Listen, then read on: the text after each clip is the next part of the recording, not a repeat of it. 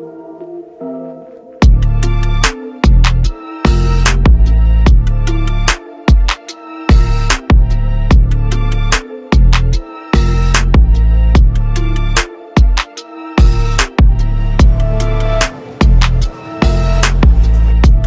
going on, everybody? It's your host, Jamaal Thomas. We in the building. We're on another edition of the BiggerBag season. And as you can see, obviously, the background is a lot different because, honestly, me and my lady been traveling. I am in Dallas, Texas right now. And we are going to interview my cousin. She's a Black author in the building doing her thing. And her name is Destini Williams. So we're going to get right into it. We're going to ask her some fire questions. She's going to give us some great insight on who she is as a woman. So how you doing today?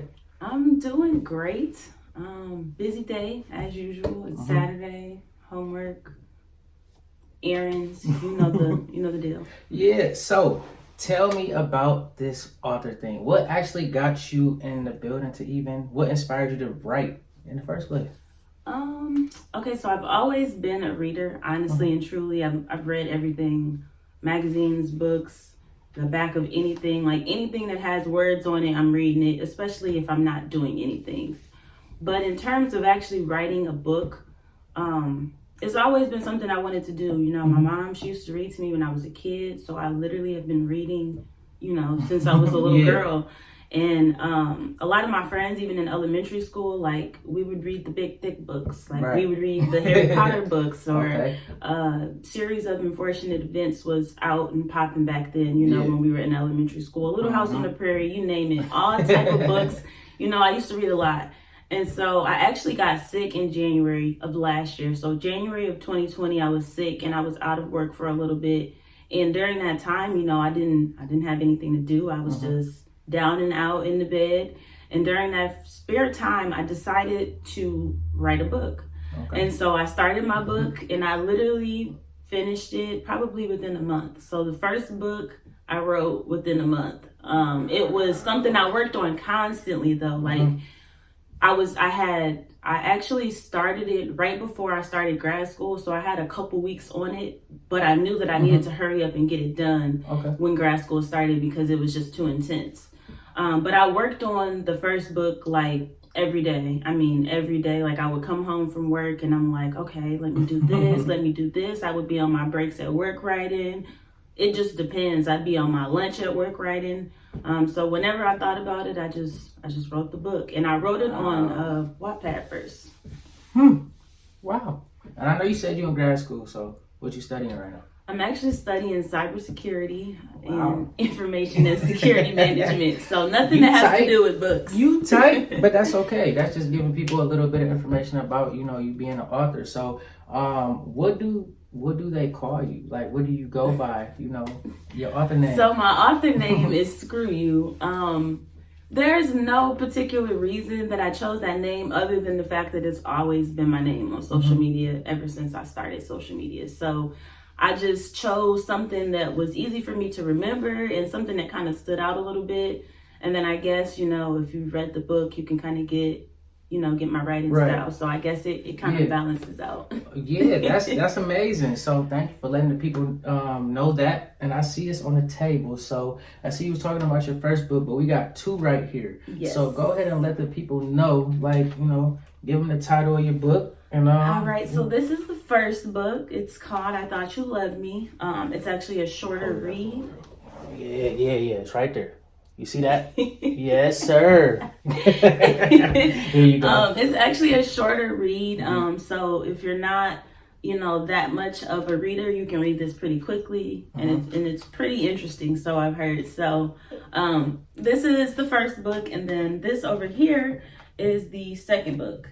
Obviously, it's a lot thicker than the first book, and it's a prequel to the first book. So the first book is about a girl and her life, and then the second book is about the girl's life before the first book actually occurs. So you get to get a background of her. You get to understand why she is how she is, why she does the things that she does. So it just kind of helps you understand her better. That's amazing. That's really beautiful that you know you give that out. You know, you let people into that space. So go into like the creativeness of being an author, like the fun stuff. Like when you sitting down, like where did that inspiration come from when you want to write? Inspiration. It depends. It could be a song lyric I heard. It could be a situation that happened with somebody that I know about. It could be something that, you know, I read in the news that I thought was crazy or intriguing, or it could be literally anything. I could be angry and then I could just be like, you know what? I want to write. I got some things to say. So it just depends.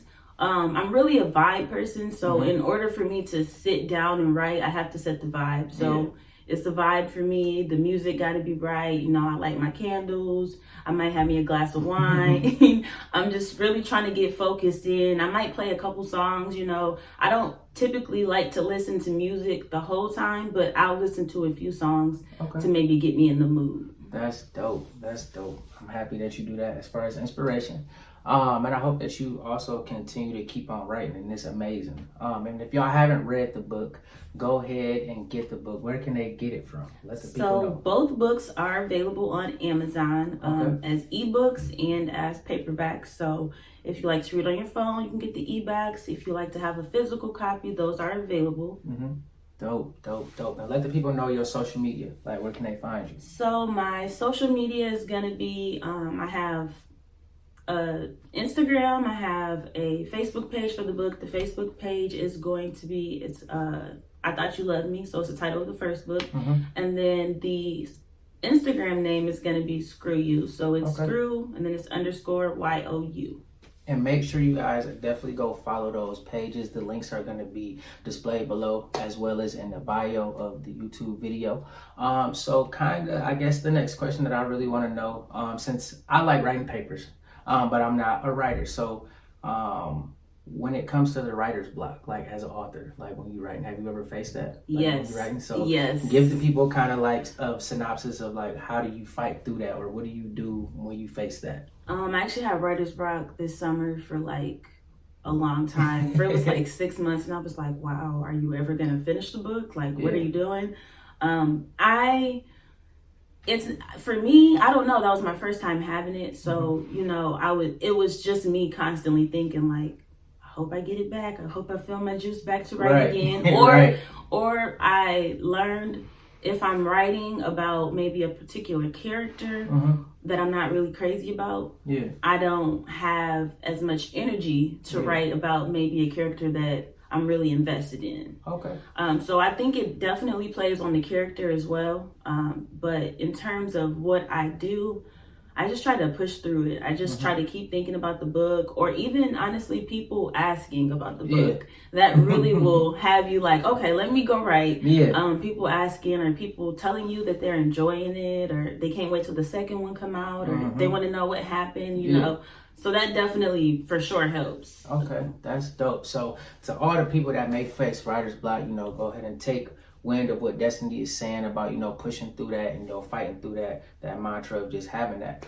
So the next question that I want to ask you, as an author, like, how did you face just putting it out? Like, what could you give some of the people that, or even Black authors that write, that may be nervous to actually put their book out? They may write it, but they may be nervous to put it out. Great question. That was me. I was really nervous about what people would think after they read my book of me, because I don't even know why. I can't explain why I was worried what people were going to think. And then I, you know, started talking to people about, you know, my feelings about the book, and like how I didn't want the lines to be construed between me as an author and me as a person. You know, they're two different people.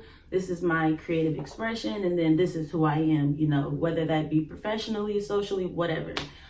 So that was definitely a struggle for me. Honestly, I just needed people to tell me to man up, you know. You can't write a book and then be like, oh well, I don't want people to think this. And I've received a lot of support, especially from my family. So like, I'm not I don't care what people think. Yeah, you can't. I don't care what you think about me as a person after reading the book, because that's me as an author. And a lot of the times, like, for example, like J.K. Rowling, she writes about Harry Potter. Do people go around thinking that she's in that world every day? You know, or Steven Spielberg, Stephen King. You know, people write crazy things. People write crazy things all the time, and that doesn't define them as a person. And I think for me, I was so worried because I'm Black. Yeah, I'm a Black girl. You know, I'm a Black girl who's writing an urban fiction book. You know, automatically people are like, is it true? Is it true? Is it true? Is it based on a true story? Oh my God. Oh my God. Like, it can't just be me being a creative person. Yeah. You know? And that's what it should be. You know, it should be, you should be able to express that, you know, express yourself in that way and not be judged. And I think that's one of the biggest things, just as a Black woman, you know, in that realm. You know, I give you, you know, kudos to that, because you facing, you know, you got a lot to face, you know, when you writing. And every day Black women go through different things, you know, the emotions of being a Black woman fighting through society. So when you want to express yourself, you guys were already in the bind. So when you guys come out of that and want to express yourself, you know, that's very amazing that you were able to do that, you know, and fight through that. So congratulations. Thank you. Oh yeah.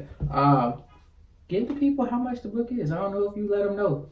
So the first book is $6.99 for the Kindle edition, and for the paperback is $13.99. The second book, Kindle's edition, is $9.99, and the paperback is actually $16.16.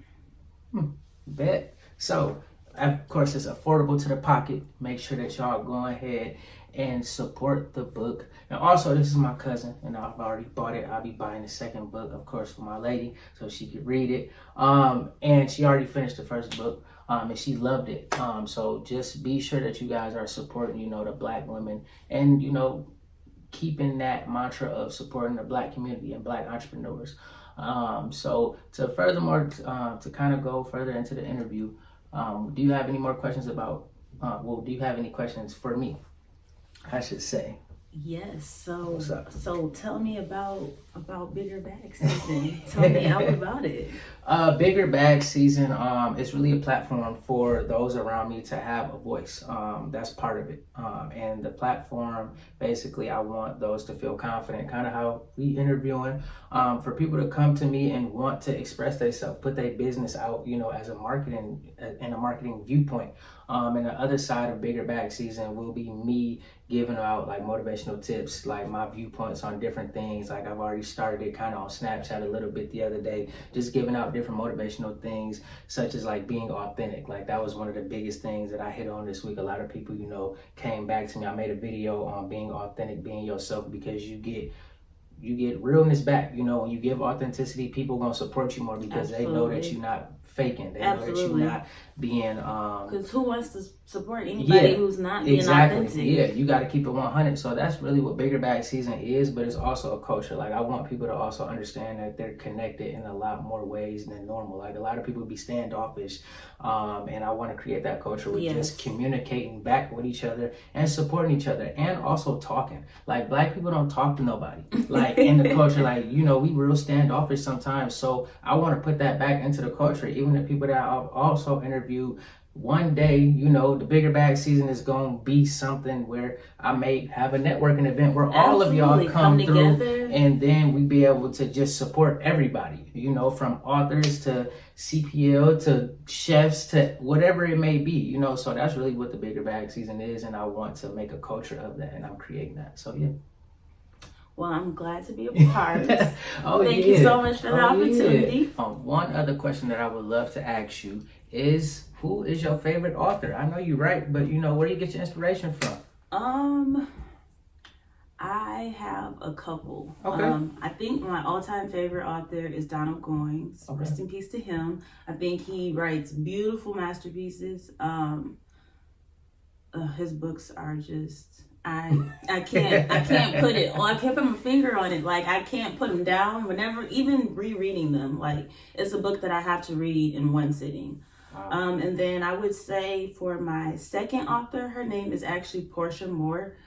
She's actually a Black author as well. And I started reading her books probably when I was first started college, Mm-hmm. and I actually got my mom on them. So I think What's the that name of one of her books? one of her books is called If I Break. She has a series, Before I Break, If I Break, Beautifully Broken. Like, she's dope. That's dope. Yeah, and also, just so you guys know, this is my cousin. So, you know, we got to push the family support as well. You know, make sure that you guys are always, you know, listening to the people that are around you, but also your family. If your people got something out and it's real good and they want to hear they want to be in a different light, put them in there, you know, support them, buy it, you know, even if it's a simple conversation, man. But, you know, we got some good insight on Destini today. Any more remarks that you want to give to people? I don't think I have anything else to say other than go read the book, go buy it, share it with your friends, start a group chat with your girls, text each other on your favorite parts. Oh, yeah. DM me on social media and tell me your thoughts. Like, I'm that author. I love feedback. I'm interactive with people. Mm-hmm. I love to see and get people's reactions as they're reading. Like, it's the best thing ever for somebody to just text me and be like, OMG, I can't believe this happened, or whatever the case may be. So definitely read it with your friends, share it with your mom, share it with your grandma, share it with your aunt. It's one of those books.